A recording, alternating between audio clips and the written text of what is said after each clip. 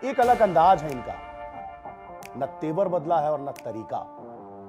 चुनाव हारे तो भी कह रहे हैं कि कहीं मेरे आत्मविश्वास को लोगों ने अहंकार नहीं मान लिया।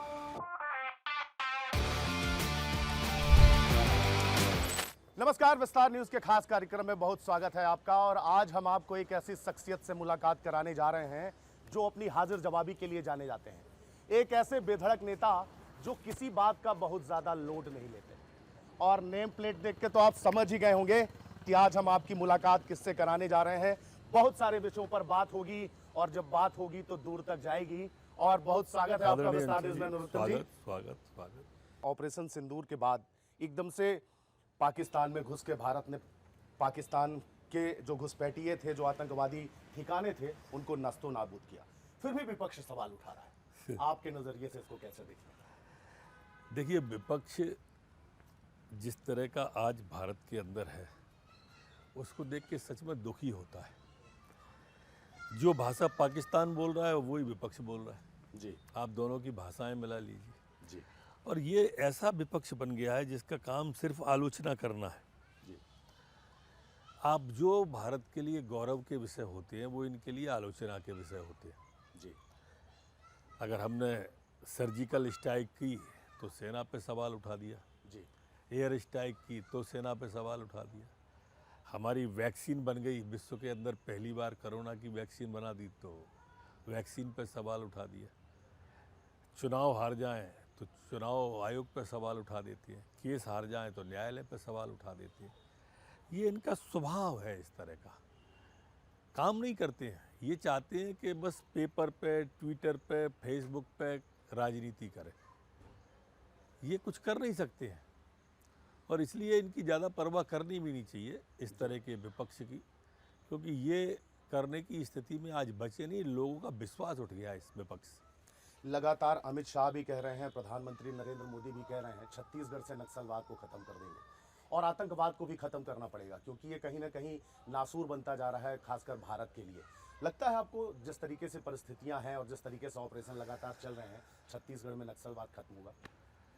देखिए, माननीय तारीख तय कर अमित दी। शाह जी जो संकल्प लेते हैं उसको पूरा करते हैं, ये उनका स्वभाव है। आप अगर उन्होंने नक्सलवाद का कहा है तो आप देखिए, कहने के दिन से आज तक 500 नक्सली ढेर हो गए, 1500 गिरफ्तार हो गए और 1500 ने आत्मसमर्पण कर दिया। पूरे देश का आंकड़ा जो आया था, मैंने देखा था, उसमें कुछ बचे ही 500-700 है। गर्मी आपको ज़्यादा लग रही है, अंदर बैठते हैं ना, आइए। नरोत्तम जी, मेरा पानी उतरता देख, मेरे किनारे पे घर मत बना लेना, मैं समुंदर हूँ लौट के आऊँगा।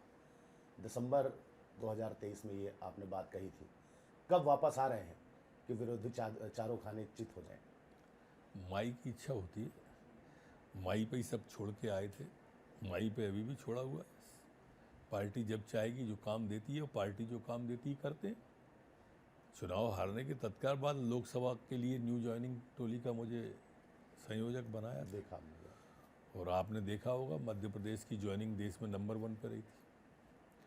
वो कांग्रेस के बड़े बड़े दरख्त उड़ गए थे जिनको वो सहज पाल रहे थे, पोस रहे थे। तो उसके बाद में महाराष्ट्र चुनाव दे दिया था। महाराष्ट्र चुनाव में रहा, आपके सामने नतीजे भी सामने। उसके बाद में फिर दिल्ली चुनाव में दे दिया। मध्य प्रदेश से मैं अकेले ही था दिल्ली चुनाव में, लगातार 1.5-2 महीने वहाँ पे रहे भी थे। नतीजे आपके सामने। बिल्कुल। पार्टी जो भी जिम्मेदारी देती है उसको जिम्मेदारी के साथ करना, यही मूल उद्देश्य रहता है और लगातार कर रहे हैं। इतनी सी इच्छा है कि पार्टी काम देती रहे। संकट मोचन की भूमिका में रहे हैं हमेशा आप, चाहे वो भारतीय जनता पार्टी की सरकार बनानी हो, जब कांग्रेस कमलनाथ की सरकार गिराई गई उस समय भी महती भूमिका में रहे आप। जब भी जो जिम्मेदारी मिली 100% किया है। भूमिका जो कैप्टन दे उसको ठीक निर्वहन करना चाहिए, ऐसी मेरी मान्यता है। और मैंने कोशिश भी की, जो पार्टी ने जिम्मेदारी दी उस भूमिका को ठीक निभाऊं। परिणाम आपके सामने है। आगे किस तरीके की भूमिका में देखते हैं खुद को?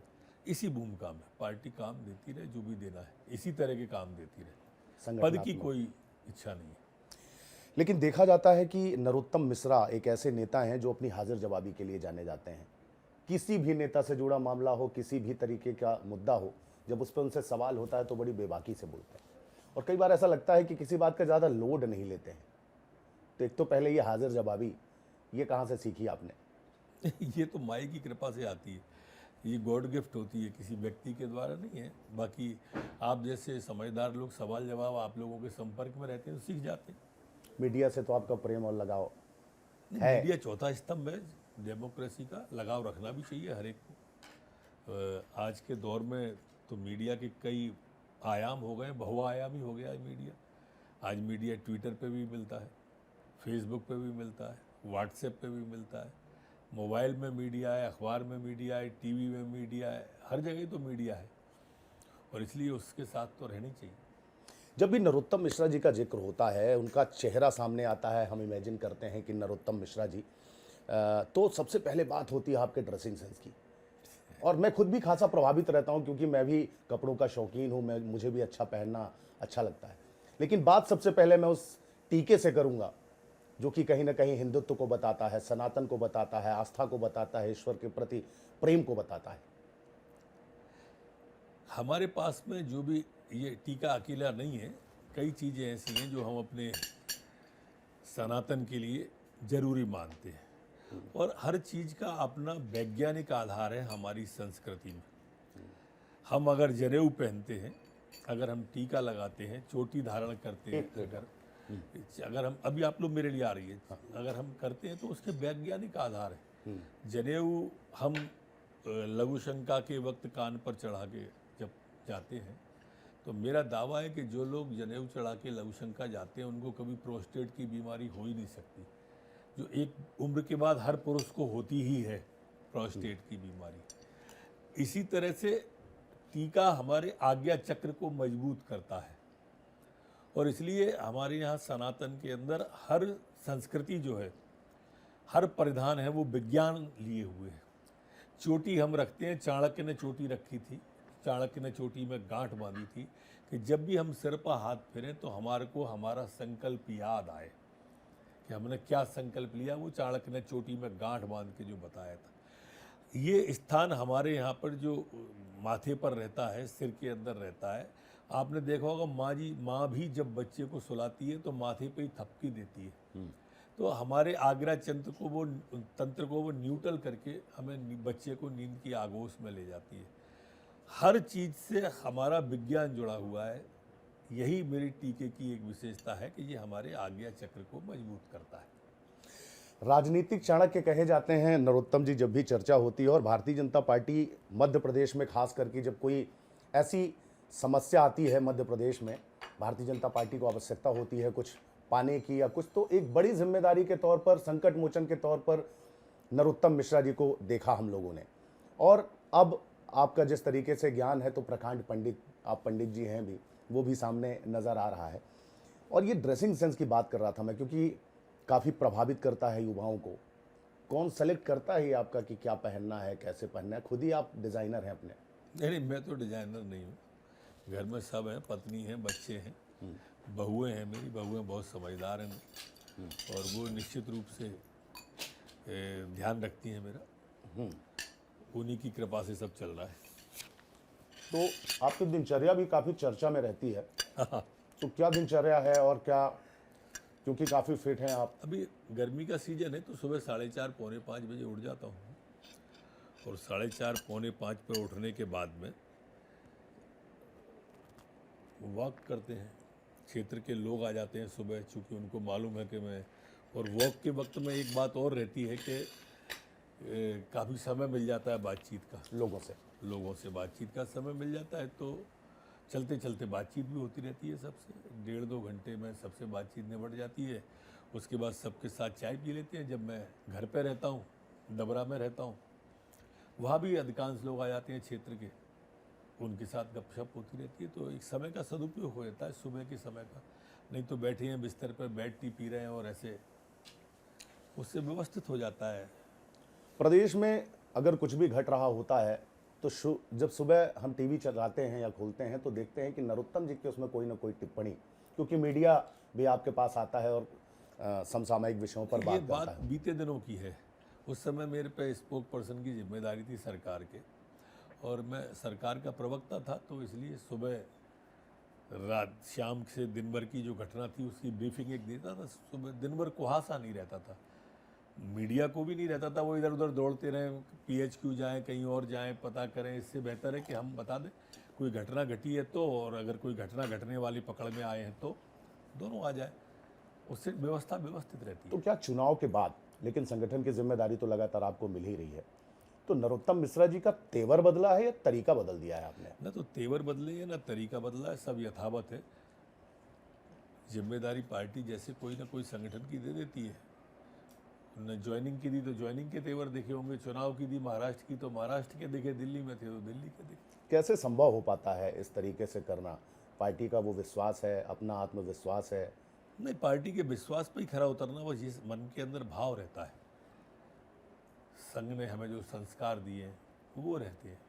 और एक बार भी अगर हम विचार कर लेते हैं संघ के बारे में तो फिर दिशा बिगड़ती नहीं है। दिशा नहीं बिगड़ती तो दशा भी नहीं बिगड़ती। बड़ी चर्चा होती है जब अमित शाह आते हैं, और अमित शाह जब भी भोपाल आते हैं तो बंद कमरे में नरोत्तम जी से बातें होती हैं। बड़ी चर्चा नहीं, एक ही बार हुई, और बंद कमरा क्या था, CM हाउस था और उस वक्त तो सभी लोग थे वहाँ। तो ऐसा थोड़ी था कि मैं अकेला कुछ था। खास बात नहीं, कुछ तो लगाव है आपका अमित शाह जी से, और अमित नहीं, शाह जी का भी। मैं कार्यकर्ता हूँ उनका, वो हमारे राष्ट्रीय अध्यक्ष रहे, आज HM है वो, गृह मंत्री, और उनकी कार्यशैली और उनकी वर्किंग क्षमता और उनका दृढ़ निश्चय और संकल्प शक्ति इतनी मजबूत है कि हम जैसे बहुत कार्यकर्ता प्रेरणा लेते हैं उनसे।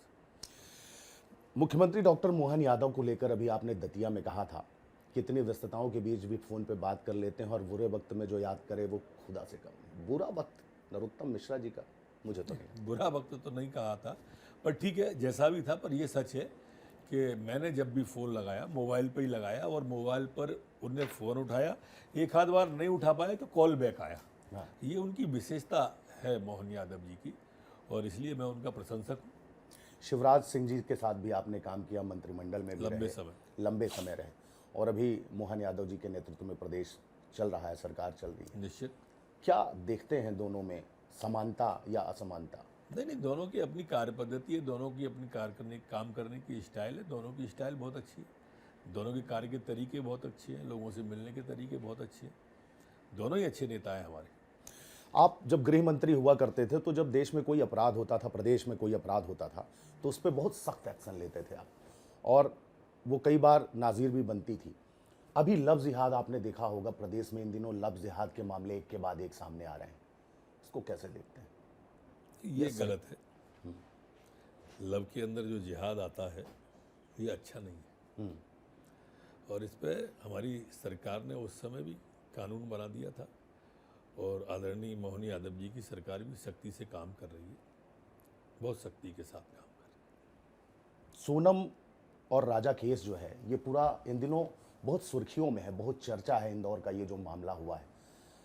आपको लगता है कि समाज में इस तरीके के जो अपराध हो रहे हैं, पति पत्नी की नहीं, भाई भाई का नहीं, किस तरीके से समाज किस दिशा की ओर चल रहा है, किस ढर्रे पे जा रहा है?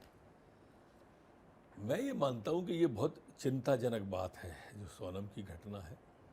ये एक घटना नहीं है, ये समाज को, हमारे को चेताने के लिए वो है, और इसलिए मैं मानता हूँ कि पूरे समाज को जागृत होना चाहिए, और बच्चों के अंदर प्रारंभ से ही संस्कार देने पड़ेंगे। समाज का क्या है कि ये आधुनिकता की चकाचौंध में, ये जो इंटरनेट और मोबाइल के आने के बाद से जो एक अंधी दौड़ चालू हुई, उसमें हम कहीं ना कहीं संस्कारों से कटते चले जा रहे हैं, और इसलिए इन संस्कारों से कट जाने के कारण से इस तरह की विकृतियां समाज में आ रही हैं। सोच का तरीका बदलता जा रहा है, मनी माइंडेड लोग ज़्यादा होते जा रहे हैं। अब इसको, ये भी दोषी है कहीं ना कहीं। निश्चित, मैंने कहा ना, नेट और मोबाइल के आने के बाद से ये विकृति आई है। अब आप देखो कि हम नदी से पानी की जगह रेत चाहने लगेंगे, पहाड़ से वनस्पति चाहने की जगह पत्थर चाहने लगेंगे, तो विकार तो पैदा होगा ना। अरे भैया, तो आप नदी को साफ नहीं कर सकते, मत करो, पर उसे गंदा करना छोड़ दो, इतने से काम चल जाए। आप जंगल नहीं लगा सकते, मत लगाओ, सिर्फ काटना बंद कर दो, वो जंगल तो अपने आप लग जाएगा, नदी तो अपने आप को साफ खुद कर लेगी। लेकिन ये विचार सुनने का ही समय नहीं है लोगों पे। ये विचार देने वाले लोग बहुत कम होते जा रहे हैं। ये प्रेरणा जब संस्कारों की, संस्कृति की, प्रकृति की हम एक साथ देना प्रारंभ करें, ये एक सरकार अकेली नहीं कर सकती। इसमें सरकार का, परिवार का और समाज का, तीनों का सामूहिक योगदान होना चाहिए। सरकार, समाज और परिवार जब तीनों सामूहिक रूप से इस दिशा में सोचना प्रारंभ करेंगे। आपने मोबाइल की ओर इंगित किया। अब ये मोबाइल, ठीक है, टेक्नोलॉजी कोई भी आती है, वरदान हो सकती है, लेकिन अति सर्वत्र वर्जित है। अति हर चीज़ की बुरी होती है। हम जिस खाना खाने को लेके जिंदा रहते हैं ना, वो भोजन ही अगर हम ज़्यादा खा लेंगे तो बीमार पड़ जाएंगे। पानी के बिना नहीं रह सकते, पर पानी ही ज़्यादा पी लेंगे तो बीमार हो जाएंगे। अति सर्वत्र वर्जित। ये मोबाइल अति हो गई है। रील देखते देखते बच्चा कहाँ चला जाता है पता नहीं, छज्जे पे टहल रहा है और कब छज्जा निकल गया पता ही नहीं चला उसको। अब दुखद घटनाएं हो जाती हैं, ट्रेन में हो जाती हैं। एक दूसरा, इस मोबाइल की जो विकार है, इसने परिवार तोड़ने की कगार पे आ गए। घर में 4 लोग बैठे हैं, चारों अपने अपने मोबाइल पे, एक दूसरे की आंखों में देख ही नहीं रही, सिर्फ स्क्रीन को देख रहे हैं। स्क्रीन पे सबका ध्यान है। फॉलोअर हमारे फेसबुक पे या व्हाट्सएप पे या ट्विटर पे फॉलोअर देख रहे हैं कि हमारे 1 लाख हो गए, 50,000 हो गए। ऊपर की वाले पे कौन रहता है ये पता ही नहीं। बीमार हो जाएं तो अस्पताल में 2 लोग देखने नहीं आ रहे हैं, लेकिन फॉलोअर 50,000 हैं उसके।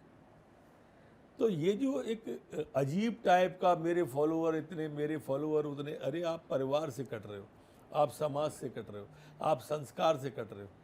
और ये विकार में खास करके गुरुजन, शिक्षक तो है ही, माँ का भी योगदान है। माँ भी बच्चे को अपने किचन का काम करना है या दूसरे काम करना है तो वो खुद ही मोबाइल पकड़ा देती और बच्चा उसमें उसको शांत रखने के लिए, उसको लत वहाँ से गिर रही है। जहाँ उसको संस्कार आना चाहिए, जहाँ उसको मैदान से बच्चा कट दिया है। अब बच्चे की तीक्ष्ण बुद्धि होती है। टीवी पे सीरियल देखने बैठ गए सबके साथ, अब टीवी पे सीरियल देखने बैठ गए तो वो चित्रहार देख रहा है, फिल्म देख रहा है, तीक्ष्ण बुद्धि है, तो स्वाभाविक रूप से वो सीरियल के साथ साथ ऐड भी याद हो जाते हैं। लेकिन नरोत्तम जी को लाल बाल पाल तिलक गांधी गोखले तो भूलता जा रहा है, वो हेमा रीना टीना उसके जेहन में उतरती जा रही। तो ये एक जो विकार है ना मैदान से कटने का, शरीर उसका स्वस्थ नहीं रह रहा, मैदान खाली पड़ा है, शाम के समय बच्चा मोबाइल पे बैठा हुआ है। अब ये विसंगति है, इसको दूर करना चाहिए। बिल्कुल सही बात है। लेकिन नरोत्तम जी के बड़े फॉलोअर हैं और नरोत्तम जी तो अपने आसपास वालों का ध्यान रखते हैं कि कौन कहाँ है। कांग्रेस में आपको क्या लगता है, सुधार की ओर चल रही है? राहुल गांधी भी आ रहे हैं, अभी कल बड़ी कार्यवाही हुई, लक्ष्मण सिंह को 6 साल के लिए नहीं, वो ठीक है, उनकी पार्टी है, वो करें, पर इसमें सुधार हो नहीं सकता क्योंकि जीतू पटवारी संगठन रचने में जड़ों में घुन लग गया है, विकार जड़ों तक आ गया है। इसलिए ये संभव ही नहीं है कि अब इसमें सुधार होगा। उसने पूरी पार्टी को ही अस्तबल बना दिया, पूरी पार्टी को ही अस्तबल बना के रख दिया है। लंगड़ा घोड़ा, बीमार घोड़ा, रेस का घोड़ा, शादी का घोड़ा, ब्याह का घोड़ा, और कोई बता ही नहीं रहा कौन सा रेस का घोड़ा है। कोई भी बताने पर राजी नहीं है रेस का घोड़ा कौन।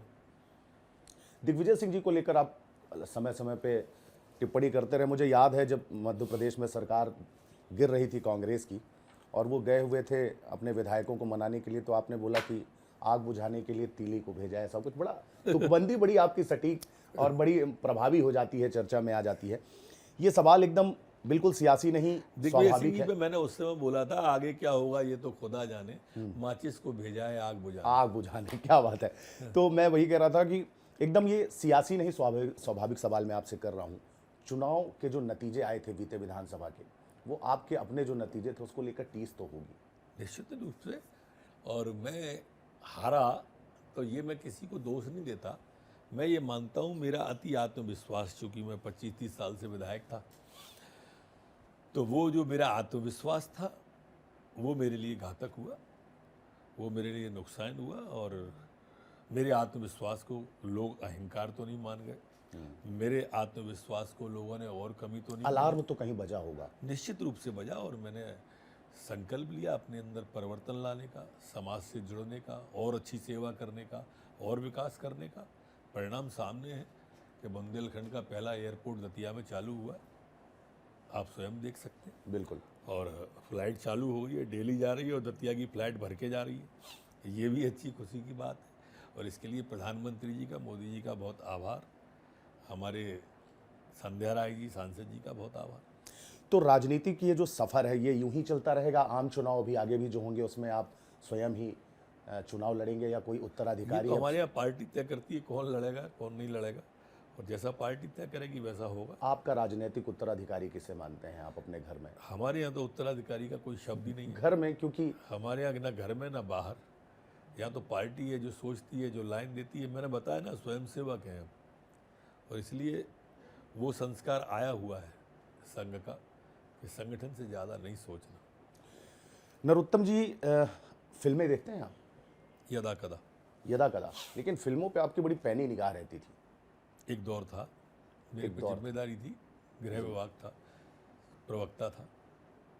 अभी क्या लग रहा है आपको प्रदेश में भारतीय जनता पार्टी, क्योंकि आप ही ने कांग्रेस के लाखों कार्यकर्ताओं को भारतीय जनता पार्टी में शामिल कराया, तो क्या कांग्रेस का कुछ आदतें या कल्चर भी क्या भारतीय जनता पार्टी में आपको आता हुआ नजर आ रहा है? गंगा क्योंकि जी में जो नदियाँ मिलती हैं वो गंगा जी हो जाती हैं, चाहे अलकनंदा मिले चाहे मंदाकिनी मिले, ये सब गंगा जल हो जाता है। और हमारी पार्टी का जो संस्कार है, जैसा मैंने कहा, जब आके सामने वाला आके उस संस्कार को देखता है तो धीरे धीरे वो अपने आप को बदलता है। और आप यही कारण है कि आप देख रहे होंगे कि जो भी आके मिले, चाहे वो लोकसभा में मिले हो, चाहे विधानसभा में मिले हो, चाहे कमलनाथ जी की सरकार गिरा के मिले हो, आपको सबके सब समाहित होते मिलेंगे। इससे अच्छा उदाहरण मध्य प्रदेश से देश में कहीं नहीं मिलेगा आपको कि सबके सब समरस हैं, एक रस हैं और काम में लगे हुए। राजनीतिक चर्चाएं तो बहुत हो गई नरोत्तम जी, थोड़ा व्यक्तिगत चर्चा कर लेते हैं। नरोत्तम जी, मित्र कैसे हैं? ये तो मेरे से अच्छा, मैं तो अच्छा कहूँगा ही, पर मेरे मित्र ज़्यादा अच्छा के बताएंगे कि मैं कैसा हूँ। मित्रों के लिए, यारबाजी के लिए आप जाने जाते हैं, आप यारबाज तो हूँ। संबंधों को आप यारबाज निभाते तो हैं। हूँ, मित्रों के साथ रहता हूँ, और ये मेरा सौभाग्य है कि मेरी पहली क्लास के मित्र भी आज मेरे मित्र हैं। मेरी कभी किसी से बिगाड़ नहीं हुई, दुश्मनों के लिए कैसे? लड़ाई नहीं हुई है। अब चंद लम्हे बन के कागज़ पर बिखर जाता हूँ मैं, और जिस नज़र से मुझको देखो वैसा ही नज़र आता हूँ। क्या बात है, आखिर आपने कह ही दिया। और दूसरा मैं कह रहा था, घर परिवार के लोगों को कैसे समय देते हैं, और सबसे ज़्यादा समय घर में आप किसके साथ बिताना पसंद करते हैं? नातियों के साथ अपने, बच्चे जो है मेरे, बच्चों के बच्चे जो हैं उनके साथ अच्छा लगता है। बाकी समय बच्चों को भी देता हूँ, पत्नी को भी देता हूँ। और परिवार तो मूल जड़ है हमारी। अगर ये जड़ मजबूत रहेगी, मैं भाइयों के पास भी रोज़ सुबह बैठते हैं जब घर पे होते हैं, बच्चों के पास भी बैठते हैं। जड़ अगर मजबूत रहेगी सब कुछ मजबूत रहेगा। नातियों के साथ बैठते हैं मतलब खेलते हैं, मतलब देख के तो ये अंदाज़ा लगाना मुश्किल है। कई बार हम लोग भी जब आपकी चमक, आपकी ठाठ, आपकी रौब और आपका वही सलीका जब हम लोग देखते हैं, तो जिसे पता नहीं है वो तो जानता भी नहीं होगा। और राजनीति की सफ़र जो है ये आपका लगातार जारी है, और निश्चित रूप से भारतीय जनता पार्टी के लिहाज से अगर मैं कहूँ, और जितना मैंने पत्रकारिता में करते हुए देखा है आपको, बहुत ही शानदार पारी रही है आपकी, और आगे की भी पारी बहुत शानदार हो, इसके लिए बहुत बहुत शुभकामनाएं हमारी। और बड़ी जिम्मेदारी आपको भारतीय जनता पार्टी की तरफ से मिलती रहे, और आप इसी तरीके से उसको निभाते रहें।